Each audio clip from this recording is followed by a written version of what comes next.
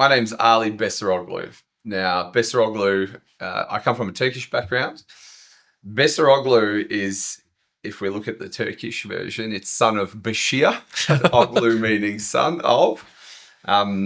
So Turkish background, but born and raised here. I was born and raised in Melbourne by predominantly, so in my early life to probably my late, into my 20s, by a single mother. And we grew up in commission housing, in Collingwood Flats, where it was hard and tough, but paradoxically beautiful. This warm sense of community where we just loved, the melting pot of cultures. It didn't matter what you look like. It didn't matter, what your circumstances were. It didn't matter if you were poor. It didn't matter if you had stuff. Everything was up to be shared. Mum was always about education for us. She's like, education is your ticket out. I've got a twin sister and an older brother. And that's what we did. We studied. I became a lawyer. My sister became a bioscientist, and my brother became a computer scientist, more than all of us. The context in which Mum found herself to be a single mother was controversial at the time in the 80s. You don't desert your husband no matter what the situation is. But people were like, oh, you're setting your kids up for failure. And the exact opposite happened. We flourished, we flourished. And the power of a good, strong mother. Absolutely. Which is hopefully going to be a theme today, because I think, everyone's got a history and a past. But that safety and security that we look back to, and the lack thereof, and how that influences people in life. 100%. Yeah. What's the role, would you say, how powerful is the role of a mother in a house? A strong, powerful mother, that endures suffering, pain, no husband. Yeah. I find it very powerful. Yeah. Look, we have a propensity to say mothers, but I think any parent in one's life that provides that sense of security.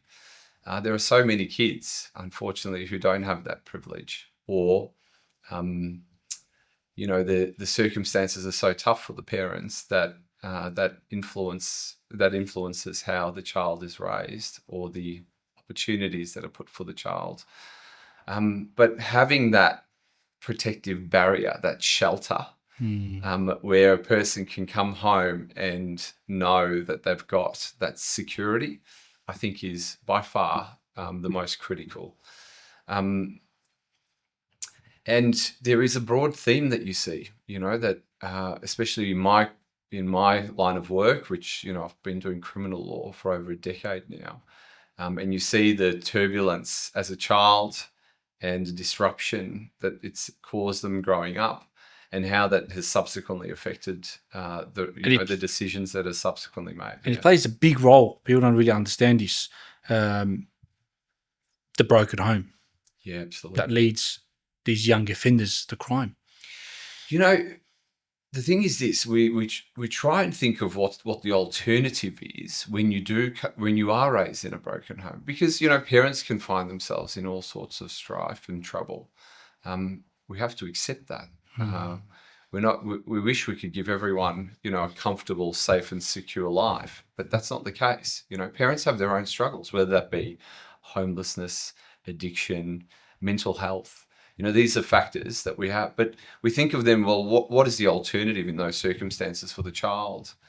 And the problem is when the state interferes for the child, things get even worse. We think that the state, this concept of the state intervening in a child's life is going to provide that sense of safety and security, but it doesn't.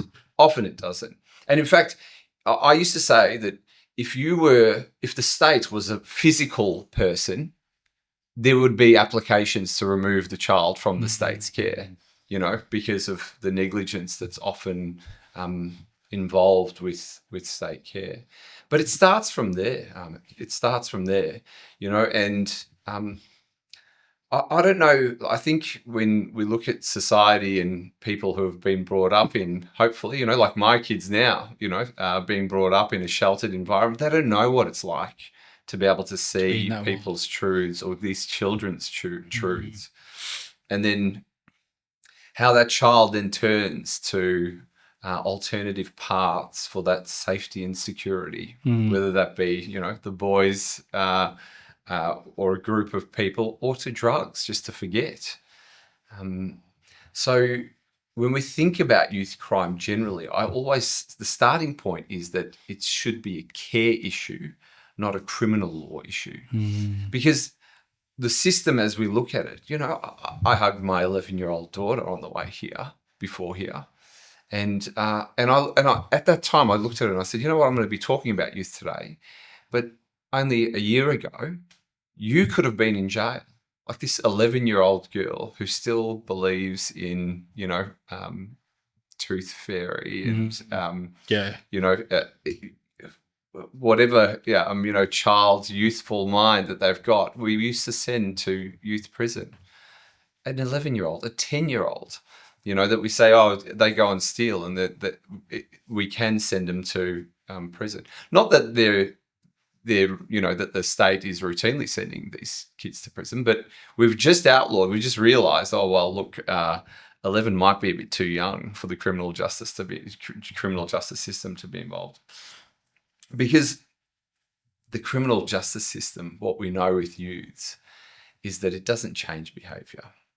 And it's and in order to correct behaviour, it's actually a sledgehammer. Like we think of it metaphorically, it's a sledgehammer that actually puts a child off to the wrong path.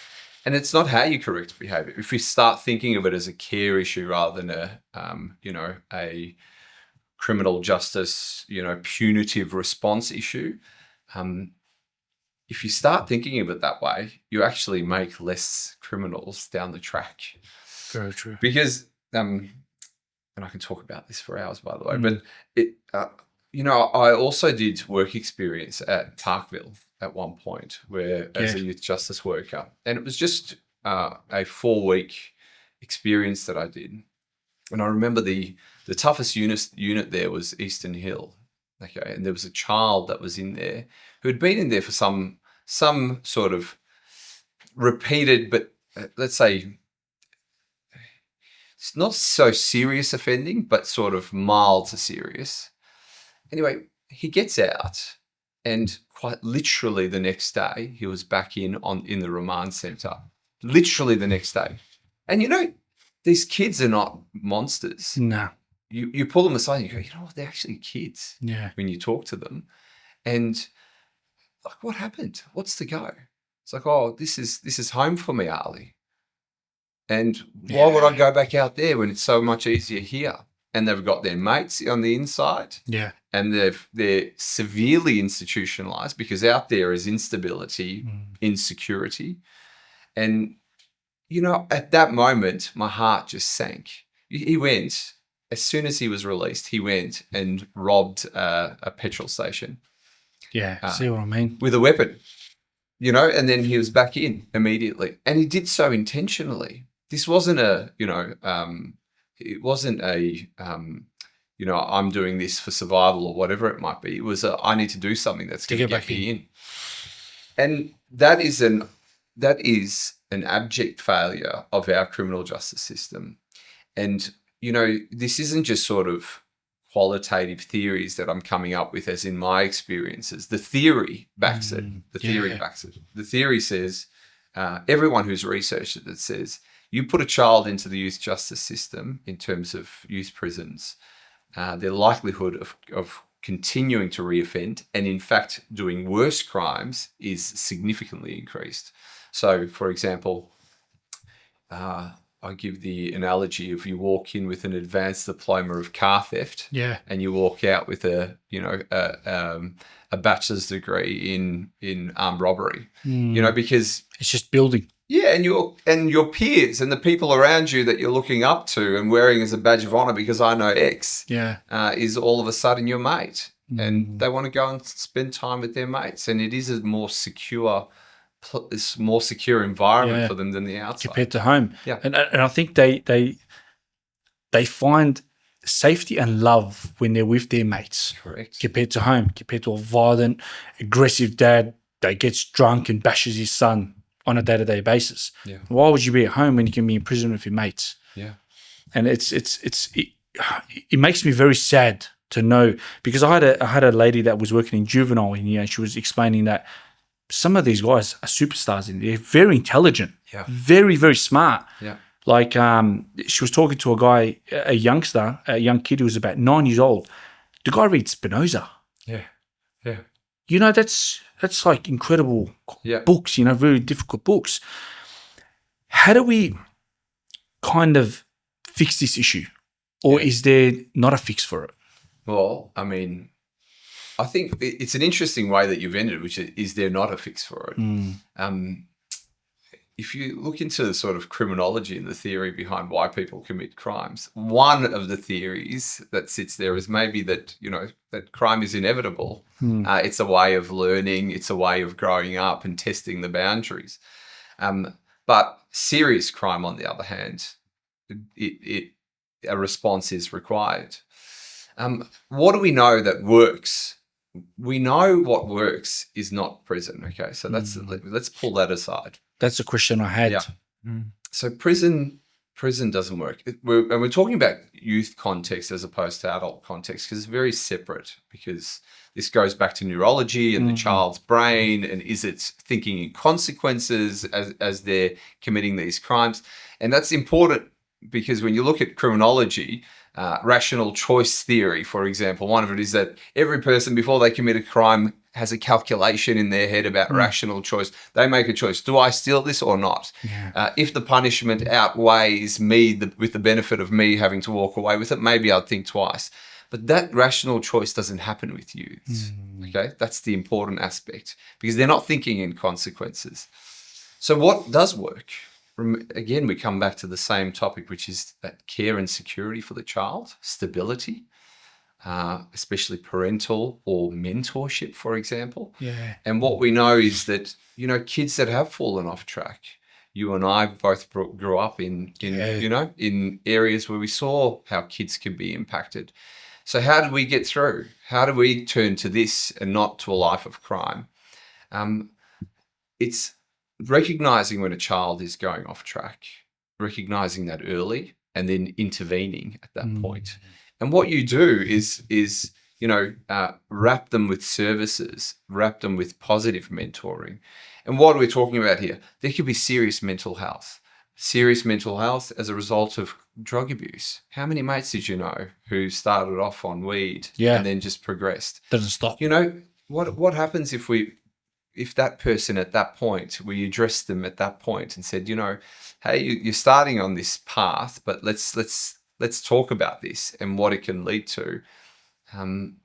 So AOD, alcohol and other drug support, is very important. Mental health support is very important. And the other one is the home life, you know, homelessness, kids having to, you know, move from one area to another constantly. You know, we don't want that to happen to children. We need some stability. Take them away from their positive friends and then move them into another school and then into another school. And this disrupts their ability to connect. It disrupts their ability to be able to make positive friendships. So it's services. I think that without a doubt, that's what it is. And the problem is that this government in Victoria at the moment, we're not investing in services, you know, and that's a narrative that hasn't been put out there. We're looking at what the narrative is. You know, we're talking about, you know, being tough on crime measures, changing bail laws, changing sentencing laws, to, you know, treating kids as adults. Yeah, I don't understand that part. It absolutely blows my mind that a youth who's now committing an offence is going to be charged and tried as an adult. At the same time, at the Commonwealth level, we're telling kids, listen, you're not old enough to have a social media account. Okay, so we pull away their ability because they're vulnerable. Oh no, kids are very vulnerable. So therefore, we can't trust them with a social media account. But at the same token, we're putting them into an adult context court, and then potentially providing, and we would never see a life sentence, but there can be a life sentence, in the adult context. So the child who's potentially going to be sentenced for life isn't trusted enough to be able to have a social media account. And that's the paradox that we're living with. We need more investment, hands down, Agree. on support services. Agree. We need to be able to get to youth early. Agree. And that's really important. Agree. I had Arthur on, who's a criminologist. He was in prison. He served some time in prison, lived experience, and then he came out and studied criminology, sort of masters. And he was kind of touching base on a majority of criminals that commit crime. They go by postcodes. Yeah, postcode justice. And can you imagine what these postcodes are? Yeah. Majority of the North. Yeah. Now, if you look at the majority of the North, the facilities, the communities, it's broken. Yeah. There's nothing there. Yeah. And this is where my question is, why are we investing into these communities to solve these issues? Yeah. I mean, it seems like a simple question. Machete bins. Why do we have machete bins? Do you really believe? I've spoken to some of these guys. I went to the flats and I spoke to them. I'm like, would you really walk up and you guys know? Hand over a machete. I mean, what's the difference between that and a butcher's knife? Do you know what I mean? Butcher's cleaver. And I think in a way, and again, we're getting political here, but there's a we want to be, the government wants to be seen to be doing something, and that's probably more important than actually doing something. And that's unfortunate. A lot of suffering with these kids, man. It's me still being in the North Side, and I see this a lot of people and a lot of youngsters, man. They're just out of school, and they don't want to work, and broken homes, and like you said, they want to be in some of these institutions because it's easier to live in. Yeah. But there's no fix for it. Like, why are we building community centers or involve them in sports and providing these free services so they can go to them? Because a lot of them don't have money. Yeah, absolutely. Yeah. And it just saddens me to see so much wasted talent. Yeah. Because like I said, a lot of my friends are just gone. And Ahmed, the beauty about children is I like to think of the child's mind is like a parachute. Once you pull that cord and it opens up, no one can ever put that parachute back in again. That's right. It's quite simple. You just need to get that, he's great at footy, and then off he goes, and we've unlocked this side, a new passion, instead of sitting on the streets. Or look, he might not be great with reading a book and lose concentration, but put him on tools and see what he's like. Yeah. We need an alternative purpose, and we need to be able to provide them and allow them to see what it is that they can be what they can progress with. Yeah. The problem is that the focus isn't on what they're good at. Okay, the focus is what they're bad at. Yeah. And how do we change that narrative? How do you change it? Because and look, I don't want to be I suppose downplaying in any capacity the impacts on victims. My in the former place that we were living in, our neighbour who had who just had a child, was staying at home. There's an aggravated burglary situation with youths. She was terrified for months after that, because she's like, Ali, you're a criminal lawyer. Can you tell me, and I said, can you tell me, are they going to come back for me? She was horrified. There is a lasting impact with the victims. I said, well, the likelihood from my experience is that it was opportunistic. Yeah. It just happened. And we can't live with the thought of, is this going to happen? But you have to validate that there is this anxiety and concern. So we don't want to take away from the victims, but at the same time, why create future victims? That's right. Even worse victims. That's what the statistics tell us. It says if we want to come in with a sledgehammer with these children, you're going to create worse outcomes for these kids. And, and at one school of thought is, so what? Let them suffer in prison for the rest of their lives, if that's the case. Well, sure, but it does nothing in terms of being able to, Correct. because that's the problem that we forget, is that every child that walks into prison is going to walk out. Okay. Yeah, it's true. So at one point they're going to walk out, which means you're invariably creating future victims in those circumstances. And they're going to come out even worse from what I've seen. Yeah. They just come out angry, full of rage and vengeance, and they just go crazy. Yeah. I haven't seen one person come out of prison of these youngsters that was like, you know what, I want to change my life. They came out with more hatred. Yeah. You know? It's a really, what's the word? Dystopian reality. It's just a really horrible place when you're there and you see. It's heartbreaking, It is. and it's heartbreaking for those of us who grew up on the wrong side of town and can see, actually, these are not bad kids. They've made stupid decisions in their lives, but we can put them on a path to a much better future. 100%. But we let ourselves, our own selfish desire to punish as being the reason for why we don't care about them. Because, and I don't want to, again, downplay the impact that happens to. Oh yeah, without a doubt, Yeah. it's there. But the question is, it's easy to point fingers. I say this to a lot of people. It's easy to point fingers about certain criminals, but what is the core? What led to that, and how do we fix that from re-happening with other people?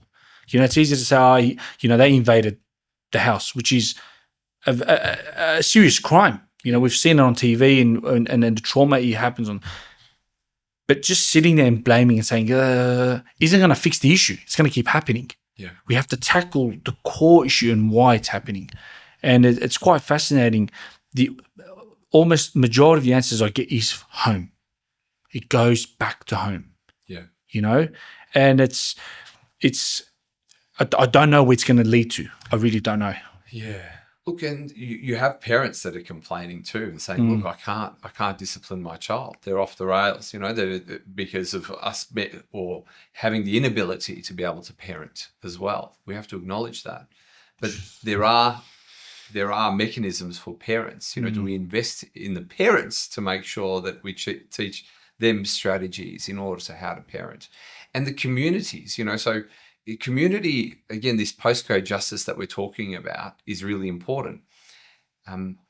Invest in those hot areas, where we're seeing crime or where we're seeing these kids that are coming from, and with a community attitude, trying to create a positive environment for those communities, because I think that there just isn't enough investment for those kids, and sense of boredom, sense of mateship that they get, and the keeping up with the Joneses. These kids have got X, Y, Z. Well, I want X, Y, Z, so I'm going to do this.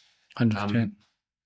I think we just need to recognize where those hotspots are and then target them, not with the attitude of, we're going to lock these kids up and put, ankle monitors on them and find out their every move, but to be like, well, how can we assist these kids? It's interesting because Victoria Police has talked about, with the introduction of these regressive bail laws or the tougher bail laws that have come in, we're talking about 600 kids. Okay, so in a way, the statistics, so we're talking about 600 kids who are doing about 25% of these serious crimes. Okay, so a large majority of these kids who are known to police. So we know who the kids are, the repeat offenders, and what we've also done is, because of these. Initially, the stats were 330 children. Now they're saying 600 children. But we've changed the bail laws across the state for every child, for every adult, because of this small cohort of children and the inability to respond to them. And what we've then done is we've created a more punitive response. So more kids who are committing, let's say, who are committing these repeated offences are now being locked up on remand. So the, law and order response that we now have is now going to result in a much bigger cohort of children who are going in and being more exposed to these 600 at-risk youths. Instead of taking a step back and saying, hang on, if these are the kids that we need to target, we need to get behind them, and I mean like real responses. So youth workers, people like you, people like us to be able to walk in and say, hey, listen, there's a better alternative here. And of course, kids might not listen. Who the hell are you? You know, to tell me what to do. Every lived experience I've had on this podcast, they've connected very differently with youth. They look up to them because they know they come from that world. Yeah, you know what I mean. And that plays actually a massive role. That's why I say lived experience workers play a huge role. And I don't know if the government doesn't understand this or they're aware of it, but they're just kind of brushing it off. But having, like, I was at Broadmeadows a couple of days ago and there was a massive group of Sudanese at the front and you'd walk past, everyone's just walking past afraid. Yeah. And I just walked past them, boys, what's going on? How's the night? Within like 10 minutes, I had this whole crew surrounding me. We're talking, we're having a laugh. Yeah. It was just complete, like there was no like violence or no extreme, like this. It's just like we're friends. We're having a laugh about it. Yeah. And I think that's what they need is just a connection. Yeah. You know what I mean? Yeah. But I wanna touch base upon this. Yeah. And let me go to slide 2, for example. No, go to the next one. Third one, if you can. This kind of caught me off guard. Go back to that one. Go up. Actually, yeah, go back to that one. Which one was it? Yeah. Unsentenced, 72%. Yeah. And this is for youth, which is kind of like, I was like, what's going on here? Yeah. Bail and remand. So it's a big area and a topic that is often highly politicized in responses. So I think the way the starting point is this, when we're talking about unsentenced, starting point is this: what is the purpose of bail? Okay, why do we have people sitting and languishing in a cell? And let's not use the word taken away from society and sitting in a cell while their case is being determined. So that just means their case hasn't finalized in one way or another. Now, initially, bail was supposed to be, the whole concept of bail is that, we want to ensure that the person is coming to their trial, where you're innocent until proven otherwise in the eyes of the law. That's right. But then we started imposing, or that test for liberty started to become lower and lower. Okay. So, test for liberty started to go higher and higher. And what we saw was, often what you see is you'll have a catastrophic incident of some nature. So we look back to 2016, which was the Burke Street Massacre.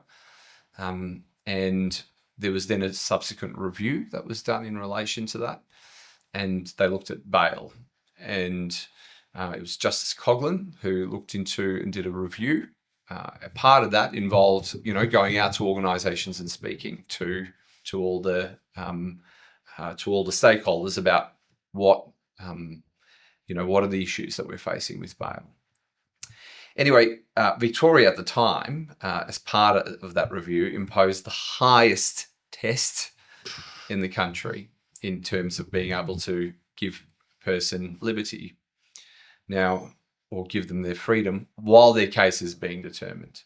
So what we refer to that back in the day was the double uplift, we called it, which is basically you commit an offence and you're on bail for it. You commit another offence on that, you're going up to a higher test. Commit another offence, you're going up to the highest test. Now, remember that when we're talking about tests, what you have to prove to a judge or a magistrate in order for you to be able to be released. Yeah. Okay. And the tests became disproportionately high. Okay.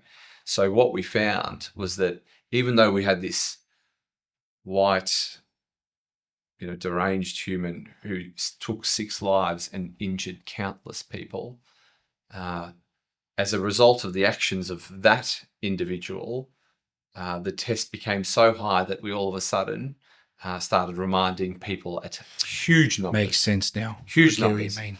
And the most impacted were Aboriginal First Nations communities and women in particular. And, you might say, well, so what if, one cohort will say, well, so what if you're committing offences, then go into custody. They need to be kept locked up. The problem is the system has the inability to cope with these dramatic numbers and influx of people. So what do we then see? We then saw the case of Veronica Nelson, this Aboriginal woman, young in her 30s. She had committed shop steal offences, just poverty offences, basically, shop steals. And, she was after her being remanded within 36 hours, she gave her last breath. And I represented the family in that inquest. And it was just, I think, it was a reflection point that the answer that we thought was going to help individuals wasn't actually working. Time and time again, she repeatedly was like saying, please help me. In her last intercom call, please, miss, she's saying to the security, please, miss, you and I, if we're fighting for life, are you going to refer to the other person behind that locked door as miss? No. And I get chills. Yeah, any person who dealt with that, who had some stake, and believe me, a lot of organisations were involved in that case. We all walked away with a level of PTSD as to how a system can completely fail. And,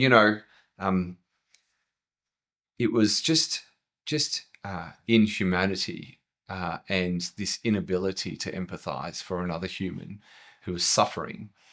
So bail, all of a sudden, in that case, bail became, spotlight was put on bail. And we looked into these reviews in the past, the review in the past and the outcomes, and it didn't add up. So what happened? We, through a lot of lobbying work, on behalf of the families, Auntie Donna, who was Veronica's mum, a very special person in my life, a brave woman who went on 60 Minutes, who told her story just to be able to connect with the communities out there, to say we need to do better. There is a lot of, I've been interviewing a lot of Aboriginal people from certain communities, and I'm starting to understand the disadvantages. Yeah. And I'm disappointed in myself for being ignorant of seeing these issues. Yeah. But as we grow, we evolve. And as I speak to them, I understand and I look at certain disadvantages. I'm like, I never thought of that. Yeah.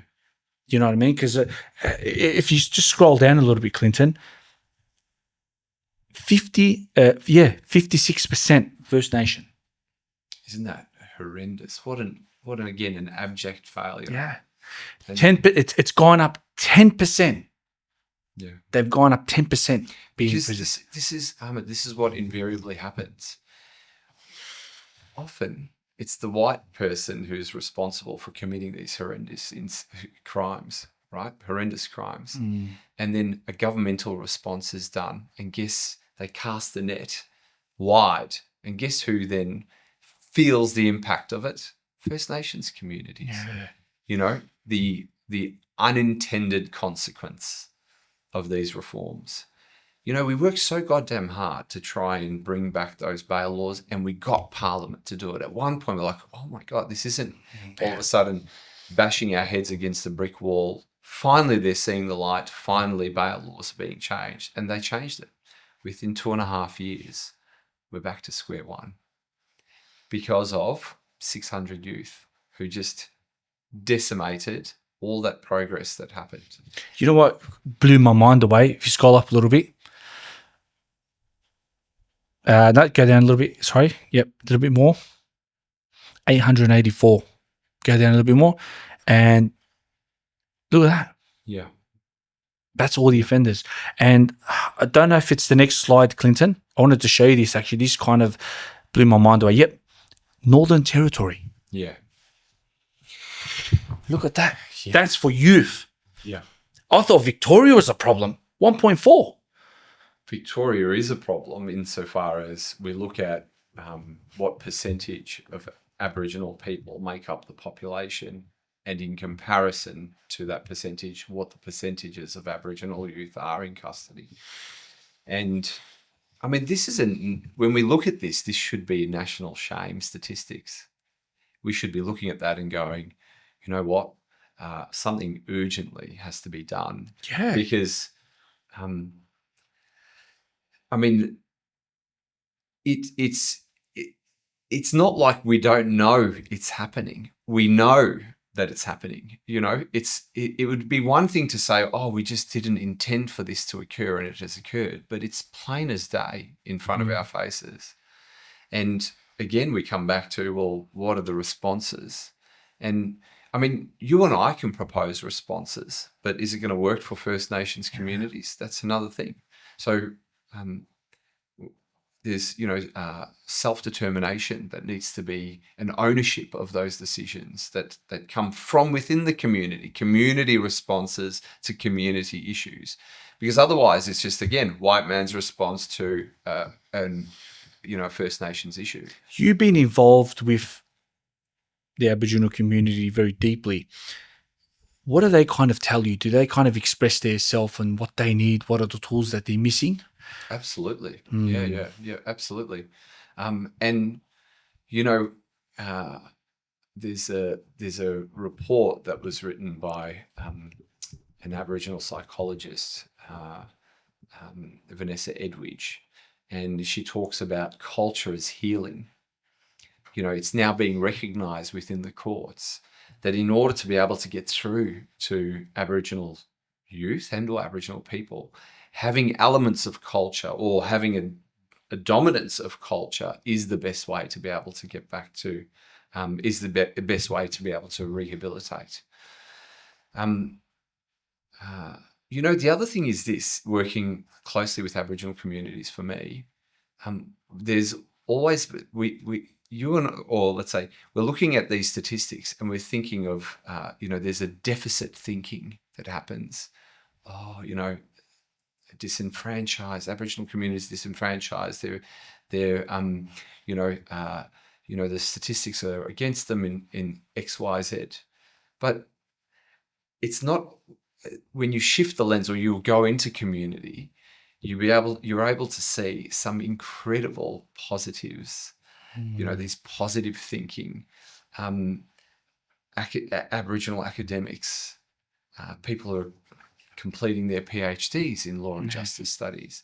And you have the ability to learn from these outstanding humans.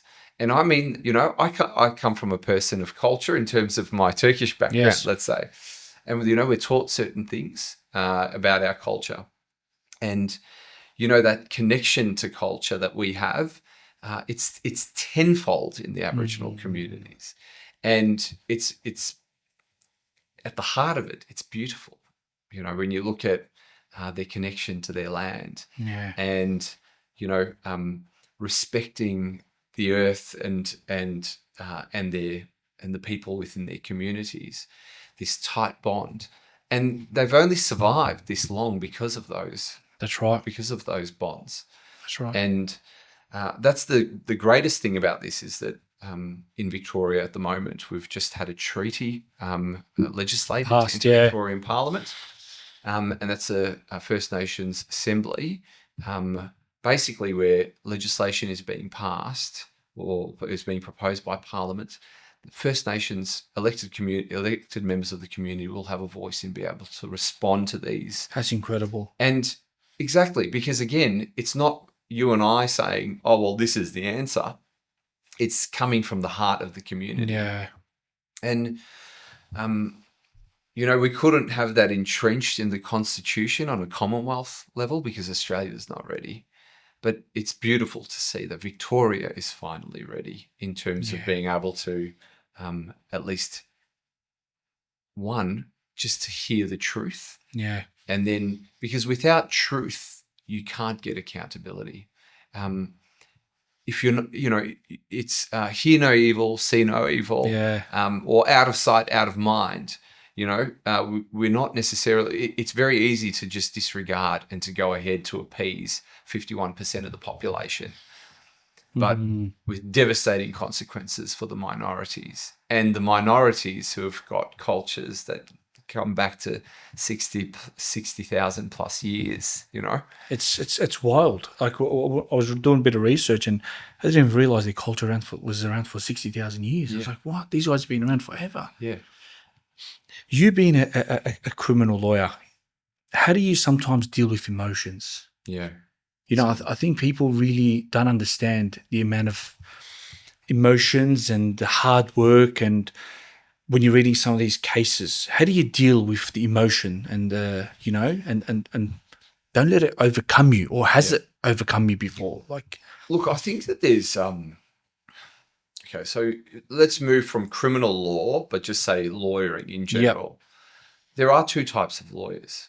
They say in order to maintain objectivity, you need to build up a wall in front of you and, see each case for what it is, a case, and then apply your legal expertise to that analysis to try and beat the case.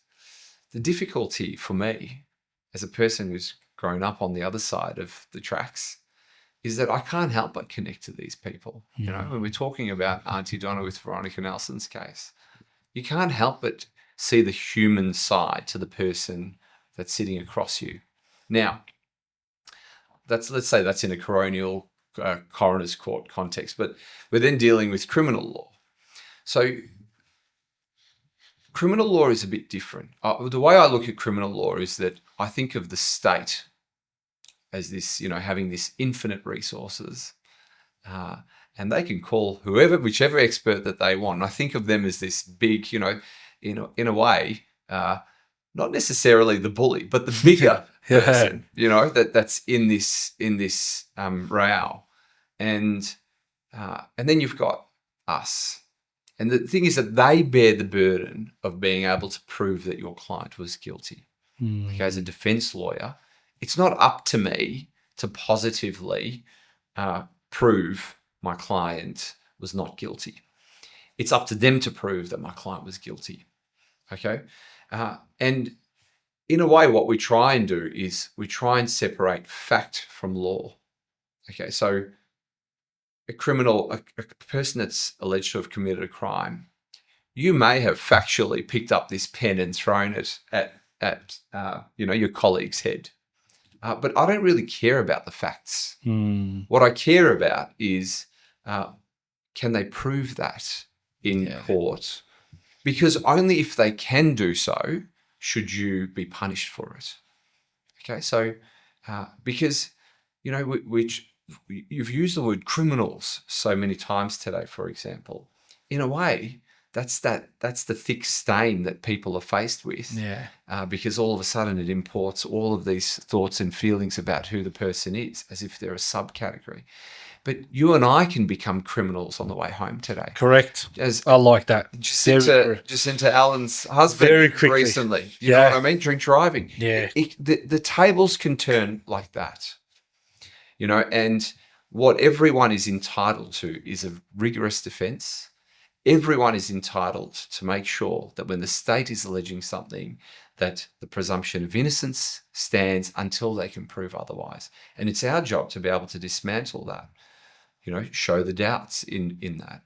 And if you can convince a jury, or if you can convince a magistrate, then the person walks, regardless of whether or not they did it or not. That's the only way you secure that those who are in prison are actually there for the right reasons.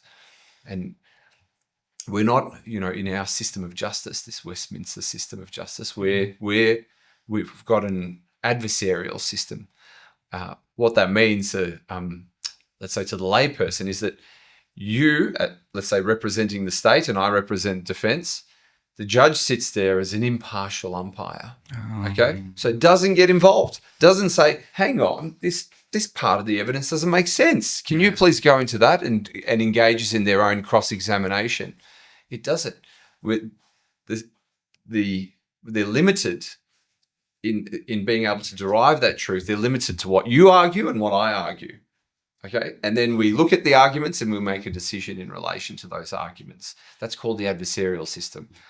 Judges take a step back. Okay, that's not the case in European countries, for example. It's a bit different there. Yeah, it's an inquisitorial system. So you have almost like barristers who are assisting the judge in being able to derive the truth, where they actively engage in the questioning of these witnesses, where they're actively involved in trying to get to the truth.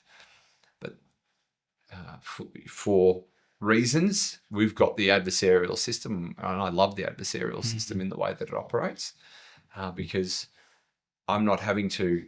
We get 12 lay people from the community who know nothing about the law, and then bring them in and then say, hear it out, and then make a decision, rather than qualified lawyers and barristers who are sitting there and trying to arrive at the truth. Very strange. Yeah. It is very, very Completely different strange. system.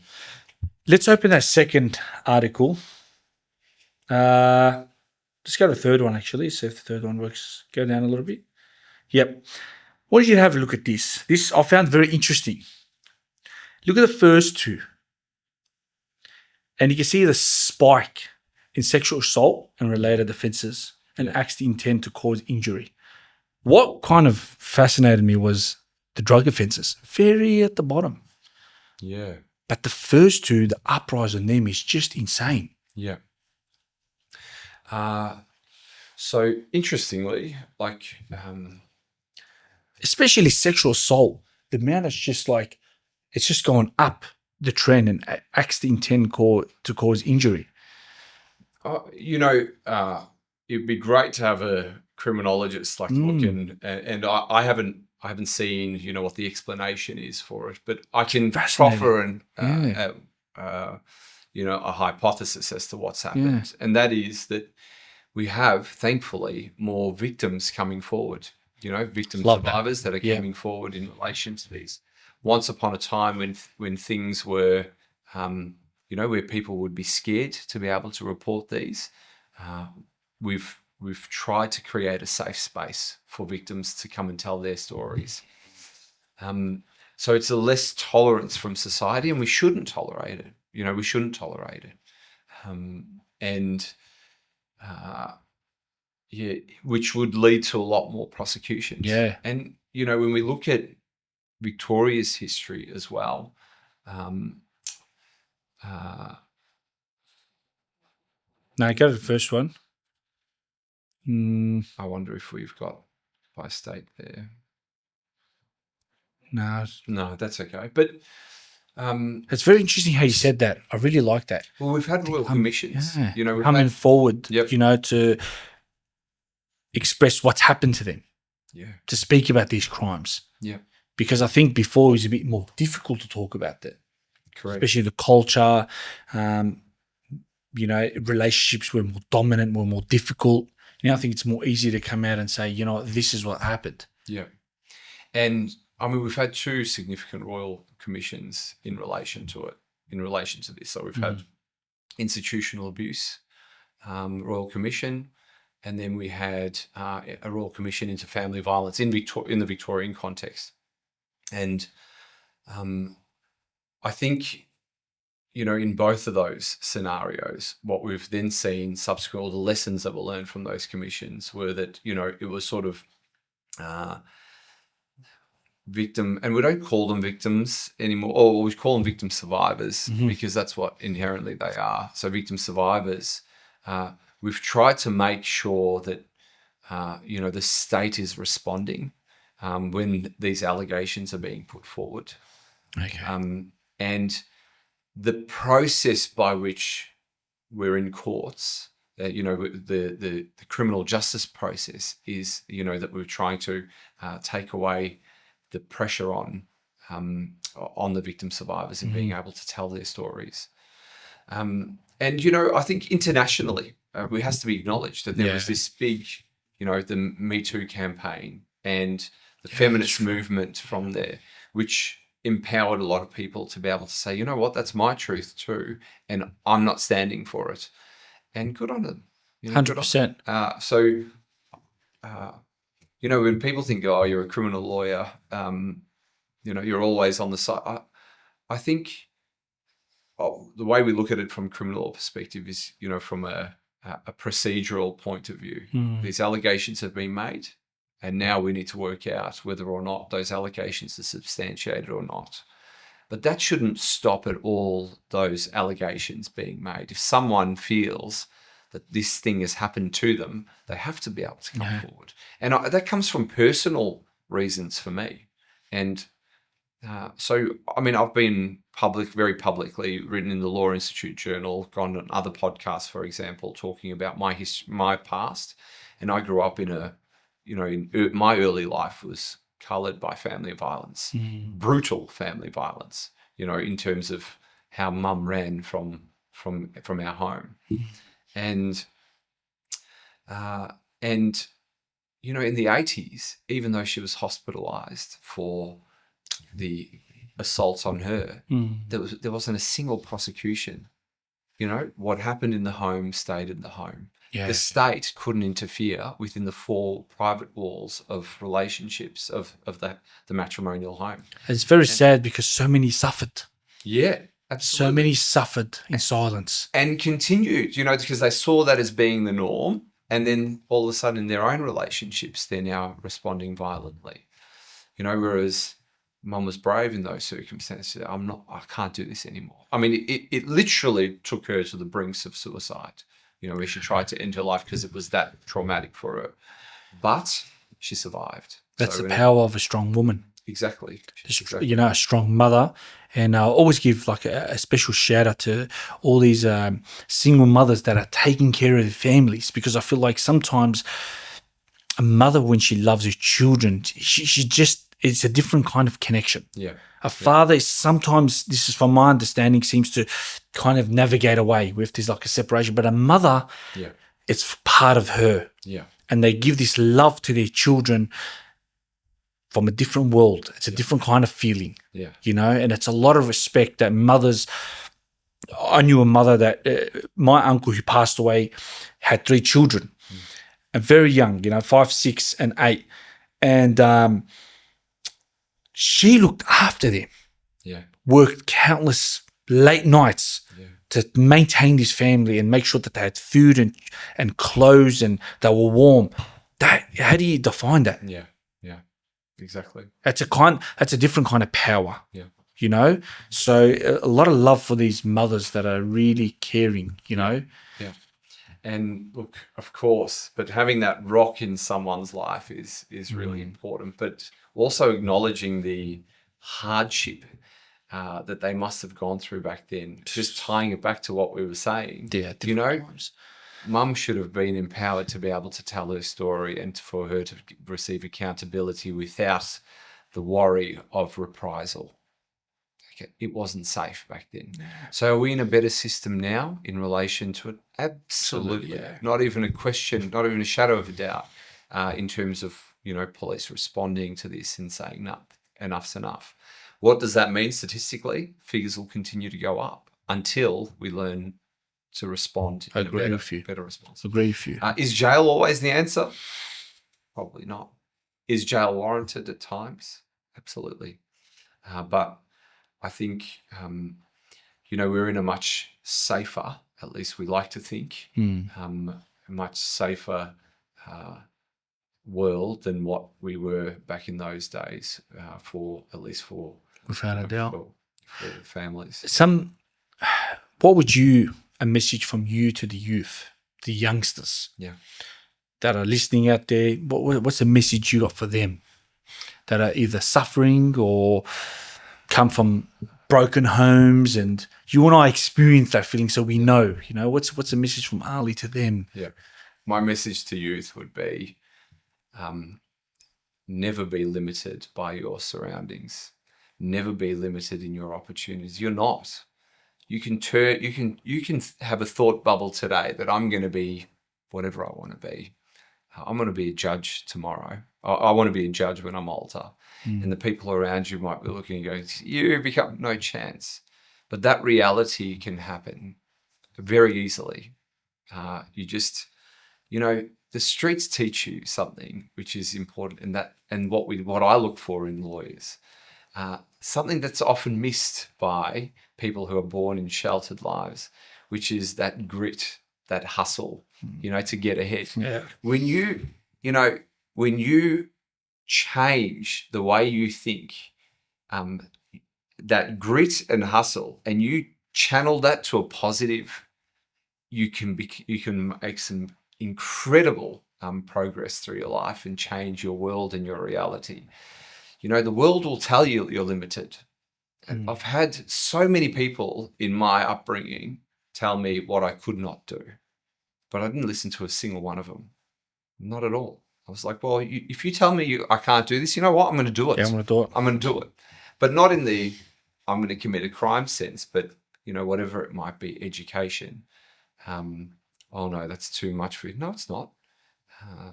I had a year 9 teacher once tell me that that I couldn't get an A in English because it was beyond my capacity. To tell a child, it's beyond your capacity. No, that person was the person who was limited in their capacity. The child is never limited in their capacity. They can do whatever they want to, as long as they channel that energy into a positive sense. And something magical happens when you see these kids who have been brought up in tough environments all of a sudden channel that to positive. Dangerous. They just take over. Man, because you know what? They're fearless. That's the word. Fearless. Because they've been brought up in these rough neighborhoods. Yeah. And when every step of the way, every accomplishment is another badge of honor, is another empowering tool, to say, you know what, I've got my past, but instead of being ashamed of that past, I wear that past as a badge of honor on my shoulder. And that empowers me to talk to you. That empowers me to talk to anyone about what my life has been and the journey that I'm on. So, take home lesson for any kid who's facing hardship out there: you are limitless in your opportunities. Just channel that grit and energy into something positive, and you'll be remarkable. Yeah. What do you love about being a lawyer? That's the question. Look, it's weird about lawyering. As soon as you become a lawyer, people have a propensity to listen to you. Because in the past, they probably wouldn't. Yeah. It's like, oh no, in the profession, you become learned all of a sudden, as opposed to a lay person. But it's not that. It's just what I love about the path that I took was that I still held on to the traditional values of where I was born and raised. It's always been, David and Goliath battle, and it's always been standing up for the little guy and trying to ensure that, a level playing field for everybody. And, if as a kid, this was part of your life, and then you get older and you're in this, and this is now your profession, it just works. And of course it's going to work out because you love what you're doing. You get out of bed because you love what you're doing. And that's, again, maybe tying this back to the start, finding out what that person loves doing, that child loves doing.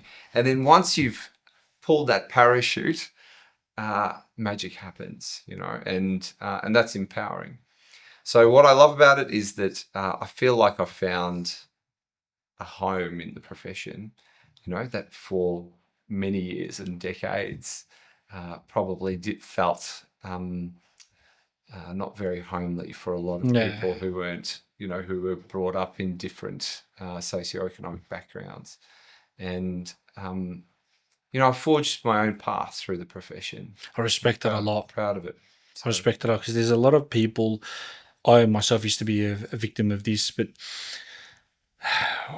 with this privilege, I come from the north. I'm ethnic. I'm this whole imposter syndrome. Yes. Yeah. What's an advice to kind of fix that? Because it sits with a lot of people.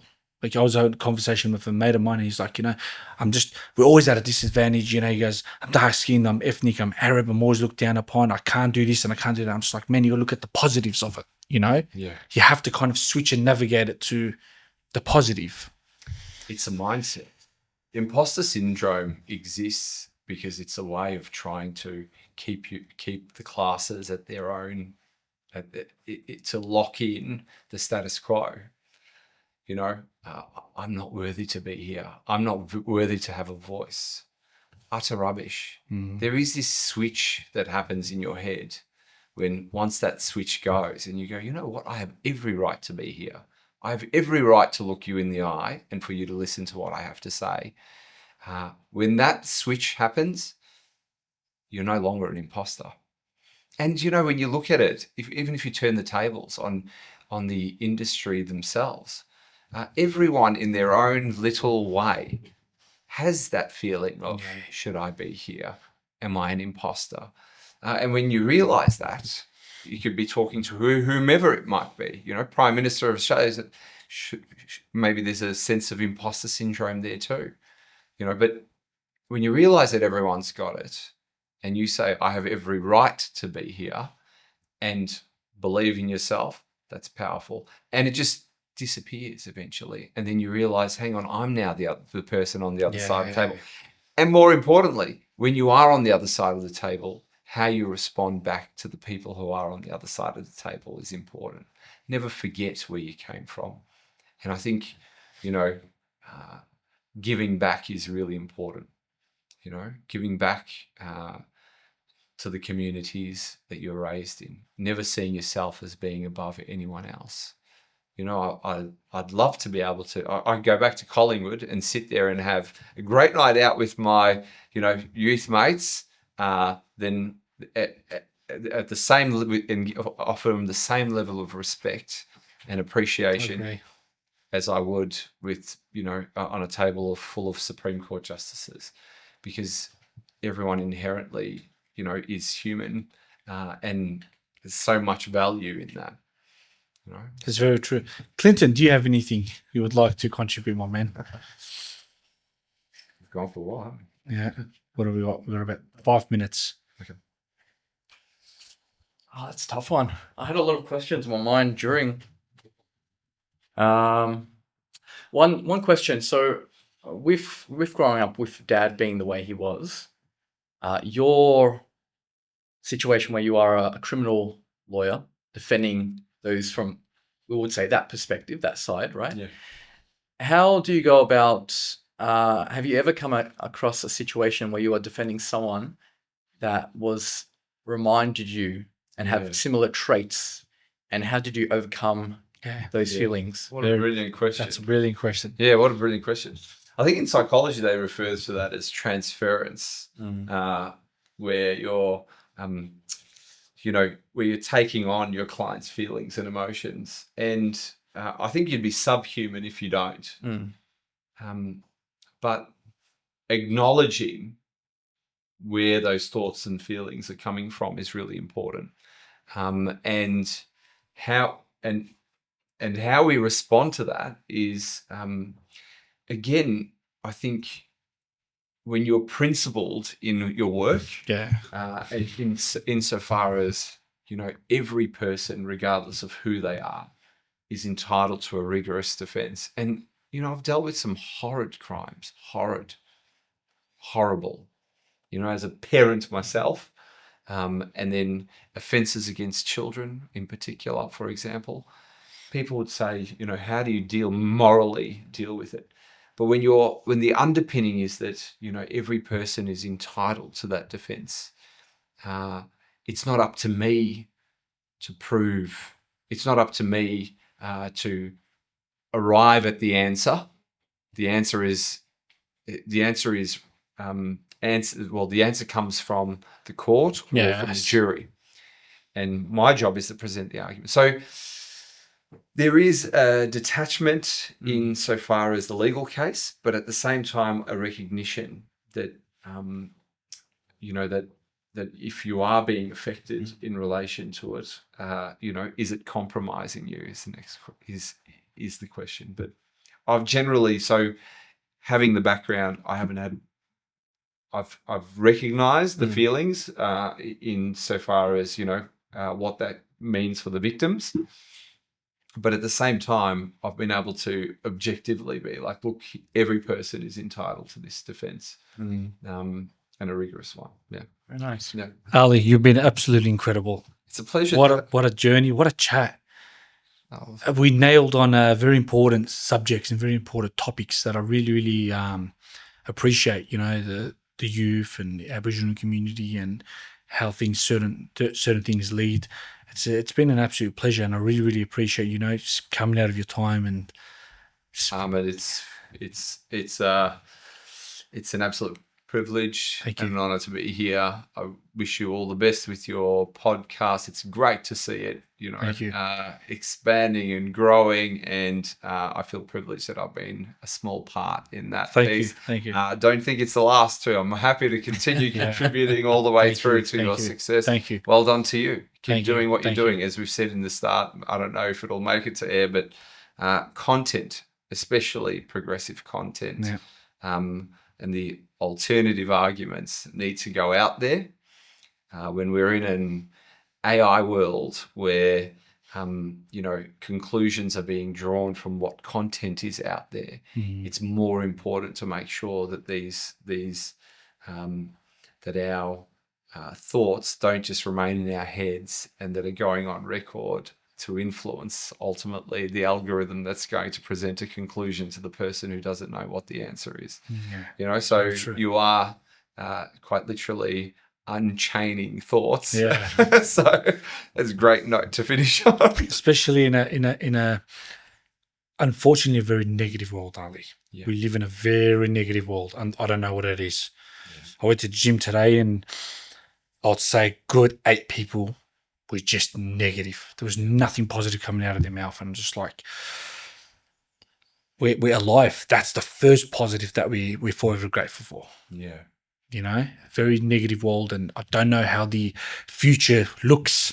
Yeah. I don't know, but I hope only greatness comes out. Yeah. You know, but thank you so much. Appreciate it. It's an absolute pleasure, my friend. Thank you so much.